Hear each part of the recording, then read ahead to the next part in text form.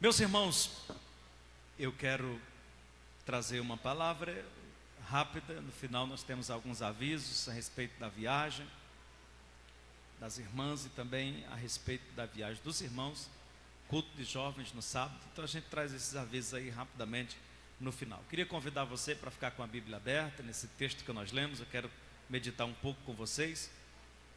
Nós estamos desde o começo da semana orando às 5 da manhã. Hoje pela manhã eu li esse texto com os irmãos e disse para os irmãos que, se Deus permitisse, estaríamos meditando sobre ele. Hoje à noite o Senhor trouxe algo ao meu coração. Hoje à tarde estive mais uma vez meditando sobre ele e meditando nele, né? E o Senhor trouxe alguma coisa e eu quero compartilhar com vocês. Nós temos aqui um texto do apóstolo Paulo, a uma das igrejas que ele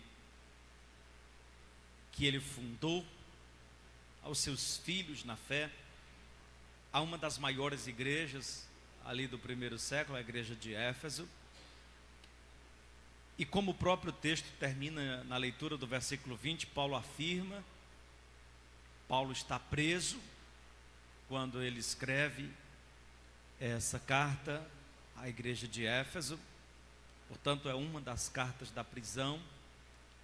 E dentre muitas recomendações que o apóstolo dá, ele, nesses versos aqui do 10 até o 20, ele, orientado pelo Senhor, decide tratar com os irmãos a respeito da realidade da batalha espiritual, da guerra espiritual que o cristão tem de enfrentar.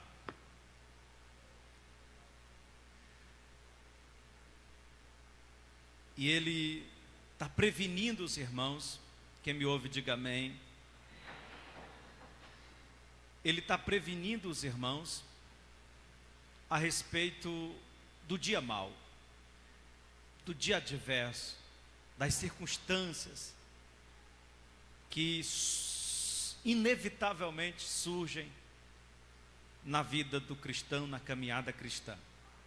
E eu quero, meus irmãos, meditar com vocês nessa noite sobre alguns princípios bíblicos para uma vida vitoriosa.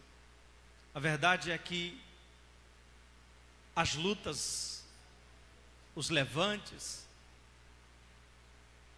eles existem e eles sempre vão existir. Porém, nós temos de Deus as ferramentas necessárias para nós vencermos essa batalha. E eu anotei aqui pelo menos 6 princípios dentro desse texto que eu quero compartilhar com vocês para uma vida vitoriosa. E quando eu falo de uma vida vitoriosa, fundamentado no contexto dessa passagem bíblica, eu estou me referindo a uma vida cristã, né? A uma caminhada de fé vitoriosa. Não no domingo que fez 8 dias agora, vai fazer 15 dias, nós fomos ministrados aqui por uma palavra ministrada pelo irmão Messias, no nosso culto de ceia, baseado lá em Judas 3, sobre batalhar pela fé. E a mensagem que eu trago hoje é nesse mesmo sentido, irmãos. Nós temos uma posição que nós ocupamos em Cristo. Nós temos uma posição no reino espiritual. E o inimigo quer a todo custo nos derrubar. E nós precisamos batalhar, lutar para alcançarmos o nosso objetivo. E o nosso objetivo não é outro senão a nossa salvação em Cristo, que esse é o fim último da nossa fé. Então, a batalha, a luta, o levante, como diz o 225 da harpa cristã, ela é tremenda. É assim que diz o 225, que a batalha ela é tremenda e a cada dia ela torna-se renhida. Cada dia ela vai se tornando mais intensa. Mas o Senhor nos dá nesse texto, irmãos, alguns princípios para uma vida vitoriosa. Eu quero compartilhar com vocês. O primeiro princípio é reconhecer que a batalha espiritual é real. Vamos voltar ao texto e veja comigo os versículos. Praticamente nós vamos ter que ler o texto todo, mas vejamos pelo menos os iniciais. No demais, irmãos meus, fortalecei-vos no Senhor e na força do seu poder. Aí no versículo 10, eles revesti-vos de toda a armadura de Deus, para que possais estar firmes contra as astutas ciladas do diabo. Porque não temos de lutar contra a carne e o sangue, mas sim contra principados, contra potestades, contra os príncipes das trevas deste século, contra as hostes espirituais da maldade nos lugares celestiais. O texto, irmãos, ele é autoexplicativo. Por si só, o texto é o suficiente para a gente entender e reconhecer que a batalha espiritual ela é real.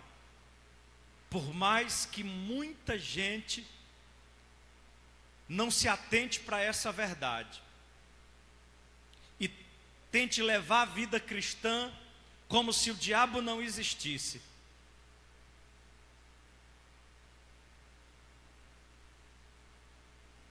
A batalha espiritual ela é real. Ainda que muita gente não acredite, ainda que muita gente não leve a sério, irmãos, se Deus abrisse os nossos olhos para a gente contemplar a quantidade de demônios que se levantam contra as nossas vidas, se Deus abrisse os nossos olhos espirituais e permitisse a gente perceber o levante, a fúria, a ira e a maneira como o diabo tenta nos destruir, talvez muitos de nós aqui não suportaria e entraria em estado de pânico, de desespero. E é por essa razão que o Senhor não nos permite. E o fato, irmãos, de nós lidarmos com uma batalha cujo inimigo é invisível, torna essa batalha muito mais difícil. Os irmãos estão vendo lá no Oriente um dos exércitos mais poderosos do mundo. O exército de Israel é um dos exércitos mais bem equipados do mundo, apesar de ser uma nação pequena, mas tem um exército muito eficiente,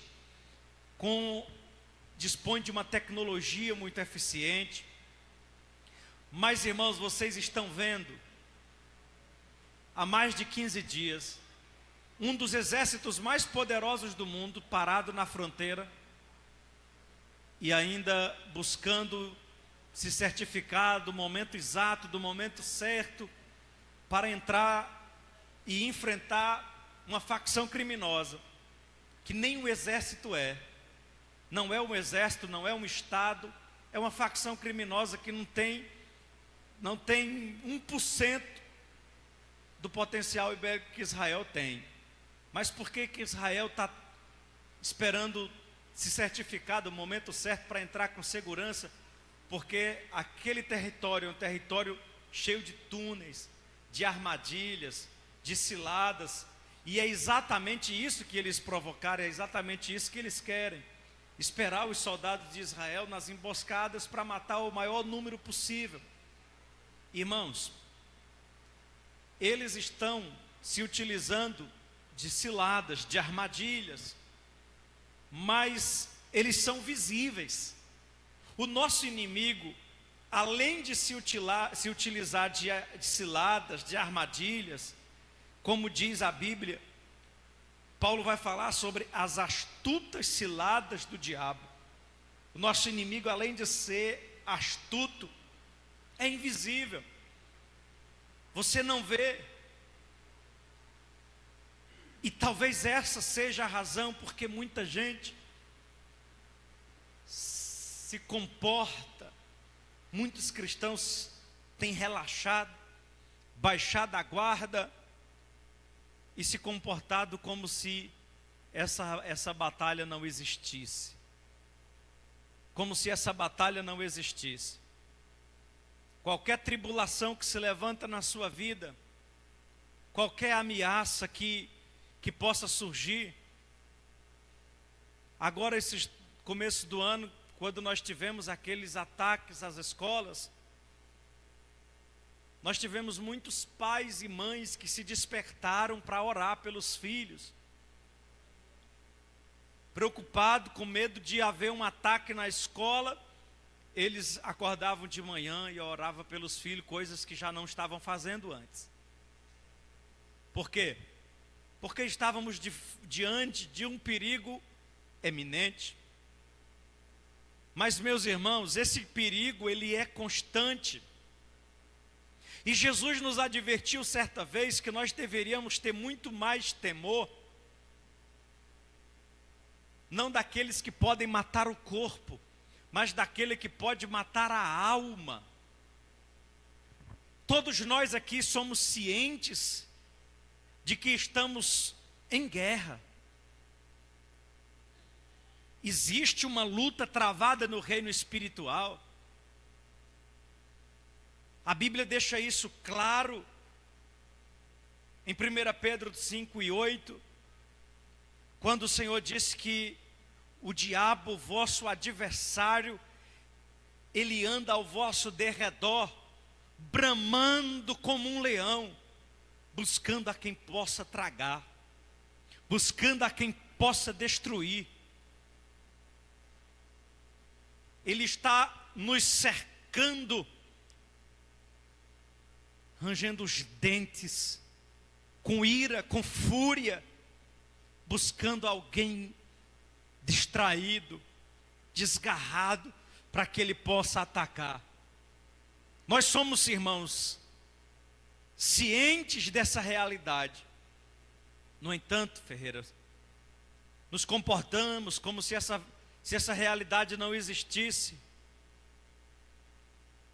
Quando acordamos de manhã e temos a coragem de levantar da cama e enfrentar um dia de trabalho sem sequer dobrar os joelhos e orar ao Senhor e pedir proteção a Deus. Meus irmãos, nós estamos cercados pelo mal. O mal está tão perto, irmãos. Se não fosse o Senhor, diz o salmista, Ele já teria nos engolido vivo. Nós não podemos esquecer disso. A igreja não pode se distrair e esquecer dessa verdade, irmãos. E esse é o primeiro princípio: reconhecer de que a batalha espiritual é real. Se nós nos desapercebermos, irmão, o inimigo vem com fúria contra as nossas vidas, e às vezes ele vem de forma tão sutil. Se toda vez o inimigo viesse ao nosso encontro soltando fogo pelos olhos, fedendo a enxofre, com chifre e rabo, irmãos, a batalha ficava mais fácil. O problema é que ele vem de forma muito sutil, de forma muito astuta. Olhe para mim e receba essa palavra, escute isso. O pior do inimigo é que às vezes ele vem como se estivesse oferecendo uma bênção. E tem muita gente recebendo ou caindo nas ciladas do diabo e ainda dizendo: Deus ouviu minha oração, Deus respondeu, Deus mandou minha bênção. Tem muita gente, irmão, recebendo isca e chamando de bênção. Tem muita gente abocanhando a isca e dando glória a Deus porque está recebendo a bênção, porque já não consegue mais perceber a realidade do mundo espiritual. Há dois exércitos em confronto constante, De um lado está o exército de Deus, e do outro lado está o exército do maligno, irmão. E essa luta, ela é constante. Os irmãos já devem ter observado, porque a Bíblia diz que os filhos das trevas são mais prudentes do que os filhos da luz. Você já deve ter observado alguns desses jovens que são batizados em facções criminosas. Se você observar assim o comportamento deles, eles andam assustados. Eles andam sempre, eles estão sempre assustados, por quê? Porque eles sabem que tem inimigos. Eles andam sempre assustados, porque eles sabem que a qualquer momento pode surgir um ataque de algum lugar. Um dia desse eu estava no shopping e entrou dois, um com a tornozeleira no pé, e foi procurar umas roupas, e o outro ficava na porta da loja, sempre em posição assim, ele dava as costas sempre para as paredes, sempre atento. Eu falei, esses aqui devem ser bem perigosos. E eu fiquei observando aquele movimento. Meus irmãos,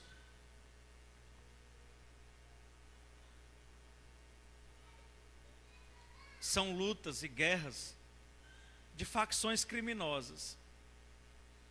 Aquele sujeito, ele é batizado, filiado a uma facção criminosa, ele sabe que mesmo que, presta atenção nisso, mesmo que ele nunca tenha visto o outro, mas o fato dele pertencer a uma facção criminosa, se ele encontrar alguém, olha para mim, que é filiado ou batizado em outra facção, já dá problema, porque eles são rivais sem nunca ter se encontrado. Eles são inimigos sem nunca terem tido um problema um com o outro. Eles são inimigos porque pertencem a exércitos diferentes. Olha para cá. Só o fato de um dia você ter levantado a sua mão e ter dito assim, eu escolho participar do exército de Deus, só em você ter se alistado no exército de Deus, de você ter se batizado no exército de Deus, você já comprou uma batalha com o inimigo, irmão. Você já comprou uma batalha com o inimigo. Não, irmão, eu não vou mexer com o diabo, porque eu não quero dor de cabeça. Irmão, só tem um jeito de você não ter problema com o diabo. É você passar para o lado dele. Só tem um jeito da pessoa não ter problema com o diabo. É passar para o lado dele. E eu acho que isso ninguém aqui quer. Então, se você quer estar do lado do exército do Senhor, pode ter certeza, meu irmão, você está em guerra. E aquele que está em guerra, irmão, e anda desarmado, aquele que está em guerra e anda displicente, está em guerra e anda solitário, está em guerra e anda... O que eu digo para uma pessoa dessa, Netinho? Você que é da segurança. É o quê? Que é, Nara, que eu digo para uma pessoa que está em guerra, está em combate, anda desarmado, sem proteção, sem colete, sem arma, sozinho. Vocês entendem, irmão, a gravidade disso?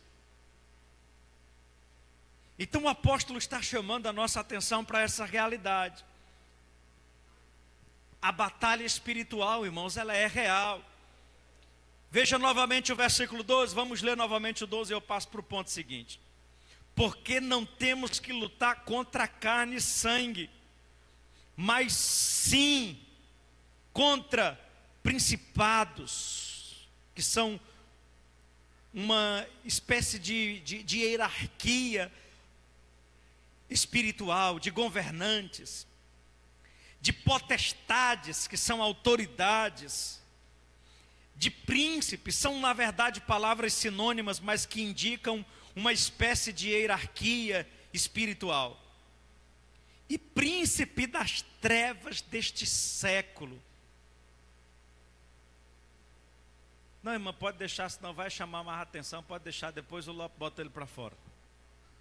Não vai chamar mais atenção, os irmãos ficam olhando para ali, olha para cá, não perca o foco. Irmãos, é real. E ele vai na sequência dizendo contra as hostes. Que hostes são exércitos. Então ele diz que há principados, que há potestades, que são autoridades, governantes, há toda uma hierarquia do mundo espiritual, orquestrada, planejada, organizada. Há um exército do diabo organizado, irmão, trabalhando 24 horas. Trabalhando 24 horas. E muitas vezes nós estamos desapercebidos. Segundo princípio, os irmãos copiaram aí o primeiro princípio, reconhecer que a batalha espiritual ela é real. A gente precisa reconhecer essa verdade. Segundo princípio, discernir o nível da nossa batalha. Está muito ligado aqui com o que eu acabei de dizer, porque o apóstolo Paulo disse, olha, nós não temos que lutar contra a carne ou sangue, mas contra principados e potestades. Irmãos, esse discernimento ele é crucial. Porque às vezes o inimigo pode colocar alguém para tirar a tua paz, alguém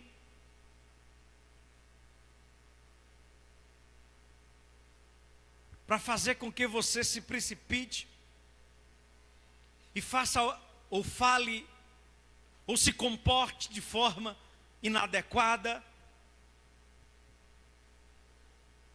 E às vezes você olha e você enxerga a pessoa. Você enxerga o animal.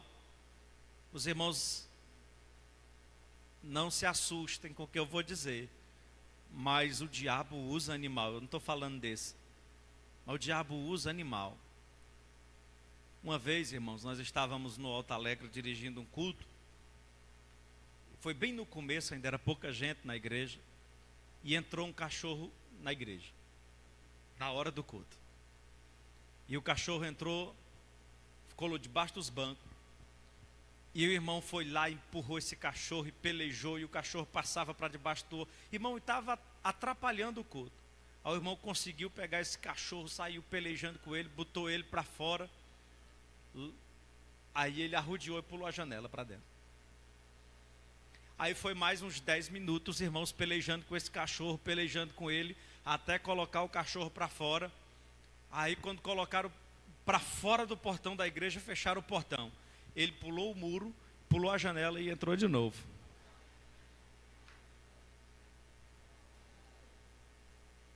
E aí um diácono lá disse, pastor, eu posso dar umas pauladas nele? Eu disse, não faça isso não, que você vai preso. É só isso que o diabo quer, irmão. Ele só queria atrapalhar o culto e tirar a paciência de alguém. E a gente precisa entender, irmãos, que a nossa luta não é contra a carne e contra o sangue, mas contra principados e potestades.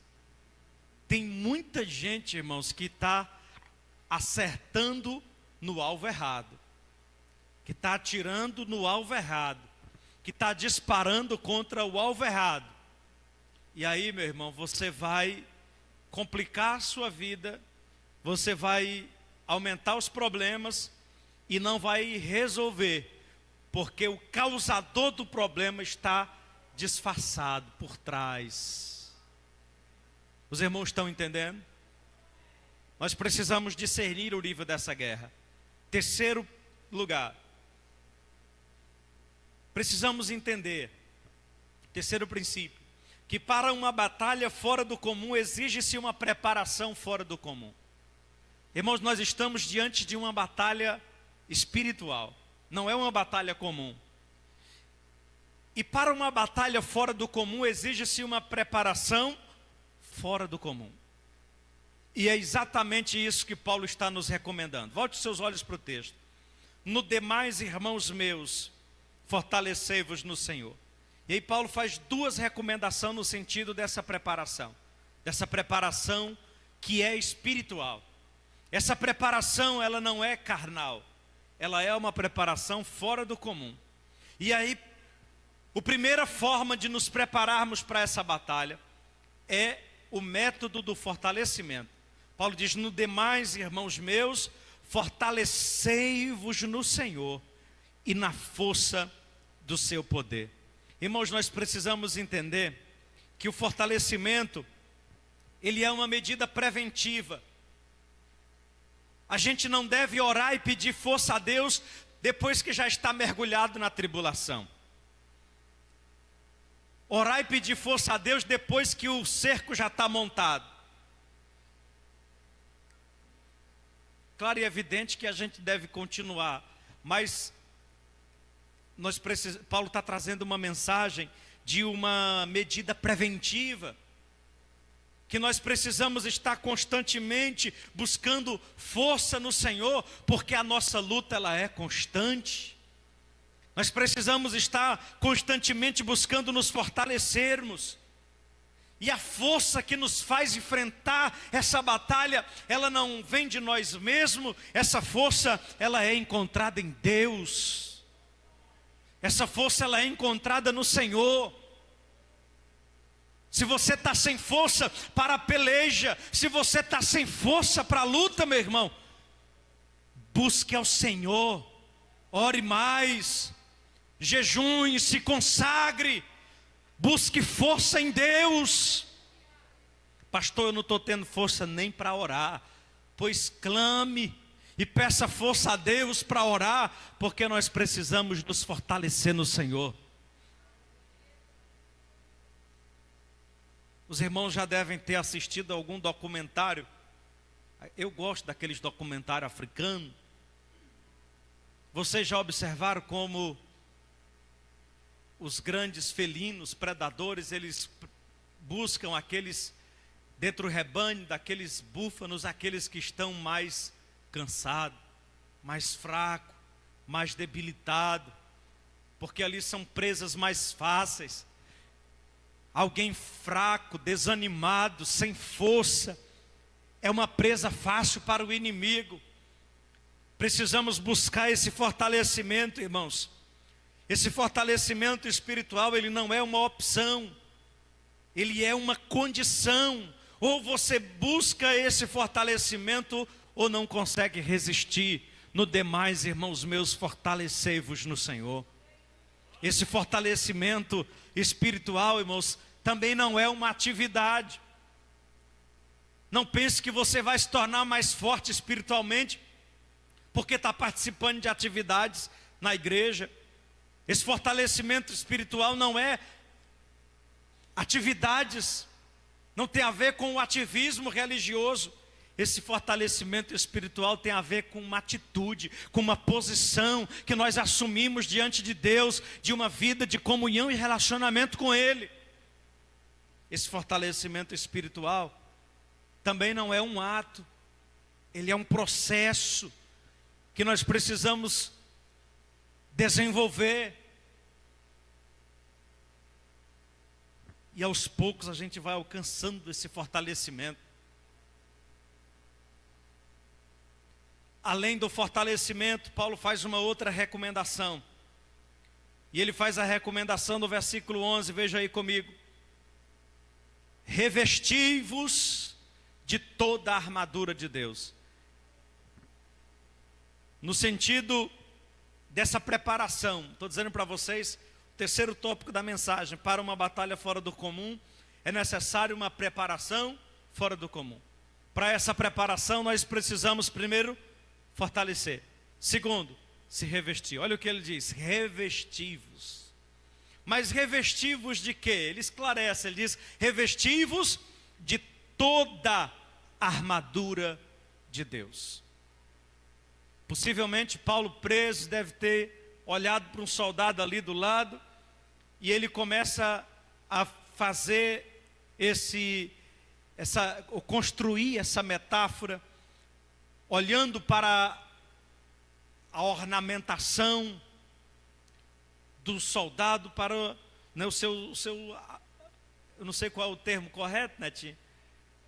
O seu uniforme, e está ali olhando, e ele começa a imaginar a vida de combate de um cristão.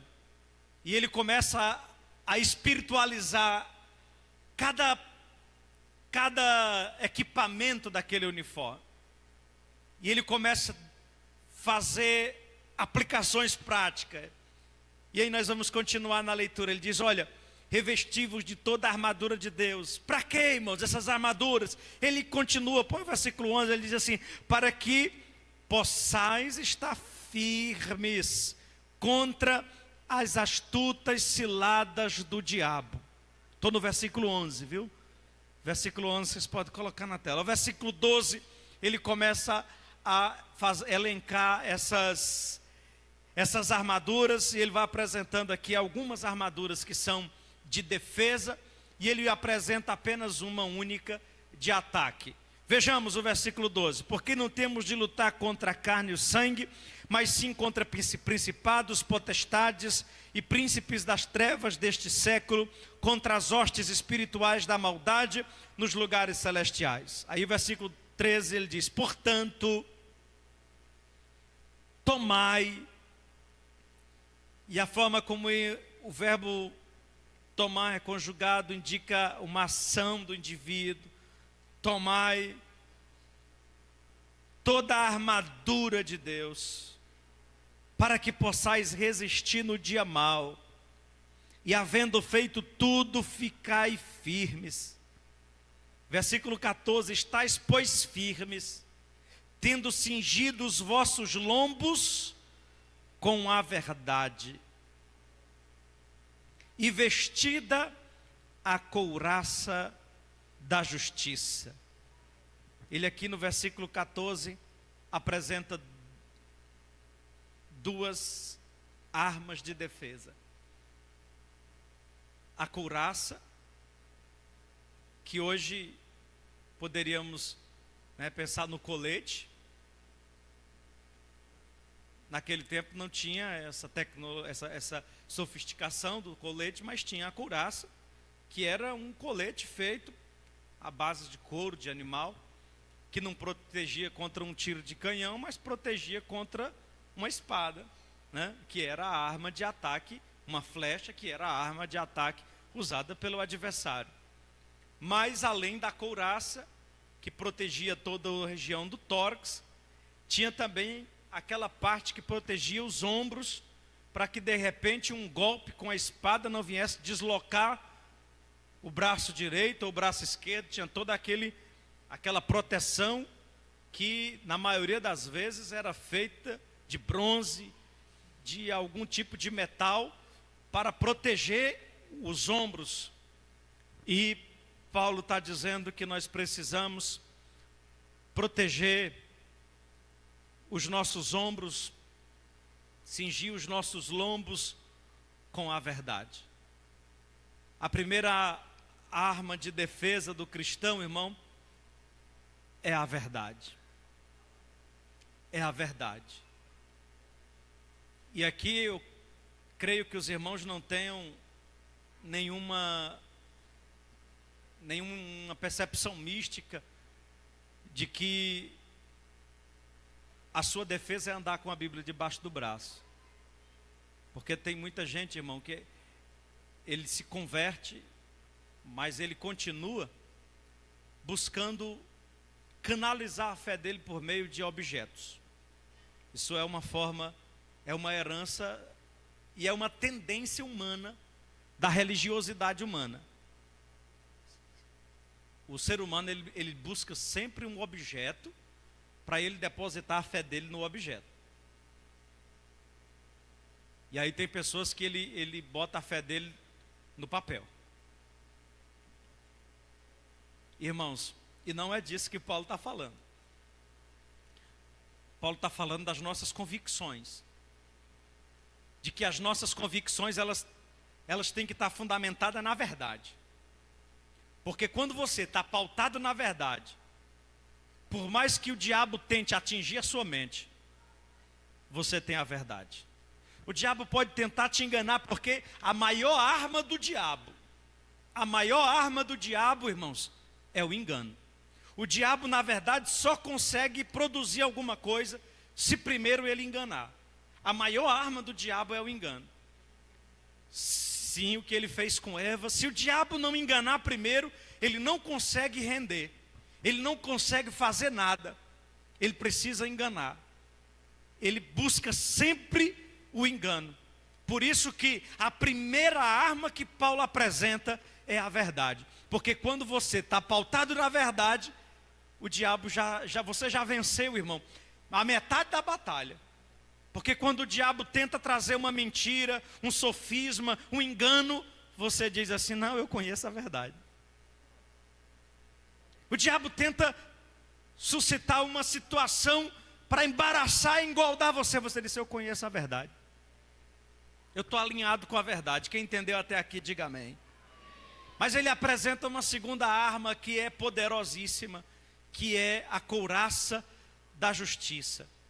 E aí, meus irmãos, é sempre importante a gente entender que, principalmente na linguagem de Paulo, no Novo Testamento, quando se fala de justiça, não tem a ver com execução penal. Não sei se é esse o termo correto. Não tem a ver com julgamento, com punição de atos ilícitos. Justiça, na linguagem do Novo Testamento, tem a ver com a nossa posição diante de Deus. Justiça é a nossa posição diante de Deus. Nós éramos réus, estávamos cheios de pecados, condenados à morte. Jesus perdoou os nossos pecados, livrou a nossa condenação e nos colocou diante do justo juiz em condição de justo. É nesse sentido que a Bíblia fala de justiça. O que é a justiça na maioria dos textos bíblicos? É a nossa condição em Cristo diante de Deus. A maneira como nós nos tornamos justos diante de Deus, por meio do sacrifício de Cristo. Quando Paulo diz que nós precisamos nos revestir da couraça da justiça, ele está dizendo: você não pode abrir mão dessa confiança, você não pode abrir mão dessa convicção, você não pode aceitar que o diabo aponte o seu coração, aponte a sua mente sobre pecados que você cometeu no passado, sobre coisas que o Senhor já te perdoou. Você precisa reconhecer a sua posição de justiça diante de Deus em Cristo Jesus, se apropriar dessa verdade, se apropriar desse entendimento, porque uma vez que você está vestido com a couraça da justiça, o diabo chega e começa a tentar te atacar e dizer: você não é digno, você nem era para estar aqui, você fez isso, você fez aquilo. Aí você está protegido com a couraça da justiça. Isso não alcança a tua mente, isso não alcança o teu coração. Você se volta para ele e diz: para trás de mim, Satanás, porque eu já fui justificado, eu já fui perdoado, eu sou nova criatura, nenhuma condenação há para quem está em Cristo Jesus, porque você está vestido com a justiça de Deus. Mas ele continua, no versículo 15, ele diz: calçados pés na preparação do evangelho da paz. Meus irmãos, nós precisamos estar com os nossos pés firmados no Evangelho de Jesus, no Evangelho de Cristo, no Evangelho da paz. É aqui que os nossos pés têm que trilhar, é aqui que os nossos pés têm que andar, estarmos firmes, com os nossos pés firmados na preparação do Evangelho da paz. O nosso caminho, ele tem que ser desenhado pelo Evangelho. Eu me lembro daquele hino da harpa cristã, que meus pés somente vão onde os santos possam ir. Os nossos pés precisam estar orientados pelo Evangelho. Na continuação do versículo 16, ele diz: tomando sobretudo o escudo da fé. Os irmãos sabem muito bem qual é o escudo, né? Havia duas formas de escudo. Havia um escudo grande, onde um indivíduo segurava o escudo, e o outro ficavam dois atrás do escudo, um só para segurar o escudo, e o outro ficava atrás dele, protegido também pelo escudo, para soltar flechas, para atacar. E tinha escudo menor, que era colocado aqui no braço, para defender, né, da espada. E aí um só soldado levava o escudo na mão e a espada na outra. O fato, irmãos, é que Paulo faz essa alegoria do escudo com a nossa fé. Porque a fé, ela é o mecanismo de defesa. O inimigo vem para atacar as nossas convicções, para minar nossa confiança em Deus, para lançar incredulidade, para lançar dúvidas sobre a palavra, dúvidas sobre a existência de Deus, dúvidas sobre a eternidade, dúvidas sobre o perdão dos nossos pecados, dúvidas sobre a nossa condição diante de Deus. Mas nós conseguimos destruir todas essas setas malignas por meio da nossa fé. Por mais que o inimigo lance e dispare todas as suas armas, a gente se protege pela fé. Pela fé. Portanto, não deixe que a sua fé, a sua confiança e as suas convicções em Cristo, elas sejam abaladas. Na continuação, ele fala ainda que com esse escudo nós podemos apagar todos os dardos inflamados do maligno. Dardos são flechas, e ele diz que são flechas incendiadas, são flechas inflamadas, são flechas que vêm ardendo em fogo, são flechas inflamadas com fogo. Aí no versículo 17 ele diz: tomai também o capacete da salvação. Porque o capacete, irmão, é para proteger a cabeça, para proteger a mente. E é aqui, irmãos, aonde deve estar a nossa maior preocupação. Os pregadores neopentecostais, eles têm buscado materializar muito a pregação do Evangelho. E aí fica falando que o diabo quer destruir sua casa, quer destruir seu carro, seu emprego. E se ele puder fazer, ele vai fazer tudo isso, porque a Bíblia diz que ele veio para matar, roubar e destruir. Mas, irmãos, o diabo não está tão interessado em alcançar seu carro, seu salário, seu emprego, suas finanças, como ele está interessado em atingir sua mente. O diabo está muito mais interessado em atingir sua mente, lançar dúvida na sua mente a respeito de Deus, da palavra, lançar dúvidas a respeito da sua posição em Cristo. Se o diabo puder lançar incredulidade, medo, lançar qualquer coisa na sua mente, é isso que ele quer fazer. Mas nós temos, irmãos, armas de defesa à nossa disposição. E Paulo diz que nós precisamos tomar. É como se essas armas estão à disposição lá como é que é, Netinho? Na reserva de armamento de Deus. Netinho está aqui me auxiliando, moço. Você está lá com as armas estão lá na reserva de armamentos de Deus, mas o soldado, Nairo, não vai buscar. É só ir buscar, está lá à disposição. Netinho está me ajudando aqui, é só falar com o armeiro, vai lá e diz assim: olha, falar com o Espírito Santo, está à disposição. Mas, irmãos, a gente prefere andar apaisando, para passar desapercebido. Os irmãos estão entendendo a gravidade? Então nós precisamos, irmãos, nos revestir dessas armaduras.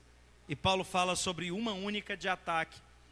mas ela é letal. Ele disse: nós precisamos usar a espada do Espírito, que é a palavra de Deus. Quem entendeu até aqui, diga amém. Meus irmãos, vamos correr os outros pontos, eu cito mais rapidamente. Em quarto lugar, nós precisamos reconhecer que as armas da nossa milícia não são carnais. O próprio Paulo, escrevendo aos Coríntios, no capítulo 10, versículo 4 e 5 da segunda carta, ele diz que as armas da nossa milícia, elas não são carnais, mas espirituais e poderosas em Deus para desfazer todas as obras do diabo. As nossas armas são espirituais. Não tente resolver na força do braço. Não tente enfrentar, irmãos, o diabo dando cambalhota. Tem muita gente que, não, irmão, eu estou sapateando na cabeça do diabo. Tinha um irmão lá na nossa região, que ele dava umas voadoras assim dentro da igreja, uns karatê. O que é isso, irmão? Eu estou dando karatê no diabo. Irmãos, as armas da nossa milícia, elas são espirituais. Elas são poderosas em Deus para desfazer as obras do diabo. Em quinto lugar, nós precisamos reconhecer que a nossa batalha, ela é de caráter permanente. Eu quero ler com vocês 2 versículos aqui para a gente caminhar para o encerramento. Vamos ler novamente o 13, versículo 13. Ele diz assim: portanto, tomai toda a armadura de Deus, para que possais resistir o dia mau, e havendo feito tudo, ficar... Os irmãos já cansaram da mensagem. E havendo feito tudo, ficar... O que Paulo está nos dizendo? Que a batalha não acabou, meu irmão. Você enfrentou, lutou, venceu. Fique firme. Não baixe a guarda. Não relaxe. Irmãos, o diabo tem pegado muita gente na revanche. Tem ou não tem? Quantas vidas você conhece de eram pessoas assim atuantes, dedicadas, esforçadas, que oravam, que produziam, de repente caíram, porque faltou essa perseverança. Veja agora comigo o versículo